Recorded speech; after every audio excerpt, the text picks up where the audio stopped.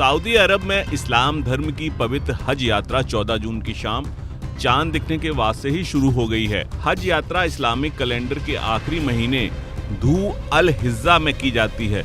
इस पाक महीने में इस्लाम धर्म के अनुयायी सऊदी अरब के मक्का शहर में हज यात्रा के लिए जाते हैं। इस बार हज यात्रा 14 जून से लेकर 19 जून तक की जाएगी। तो वहीं सऊदी अरब में हज यात्रा करने गए जॉर्डन के कम से कम 14 तीर्थयात्रियों की भीषण गर्मी से मौत हो गई। जॉर्डन के विदेश मंत्रालय ने इसकी पुष्टि की है। उन्होंने बताया कि हज यात्रा के दौरान 17 तीर्थयात्री लापता भी हो गए हैं। हालांकि इसे लेकर मंत्रालय लगातार सऊदी अधिकारियों के संपर्क में है।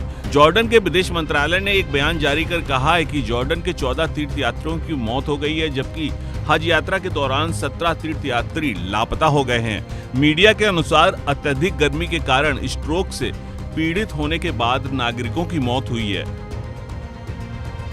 मंत्रालय ने कहा कि तीर्थयात्रियों को सऊदी अरब में दफनाने या फिर जॉर्डन में स्थानांतरित करने के लिए सऊदी के अधिकारियों से बातचीत जारी है। ईरान ने भी बताया कि हज यात्रा के दौरान उसके 5 तीर्थयात्रियों की भी मौत हो गई। हालांकि उन्होंने मौत के कारणों की पुष्टि नहीं की है। सऊदी अरब ने भी अभी तक जान गंवाने वालों को लेकर आधिकारिक बयान जारी नहीं किया है। सऊदी के स्वास्थ्य मंत्रालय के प्रवक्ता मोहम्मद अल अब्दुल अली ने बताया कि रविवार को 2760 तीर्थयात्री सनस्ट्रोक और लू के शिकार हुए। उन्होंने आगे कहा कि संख्या में बढ़ोतरी की संभावना है।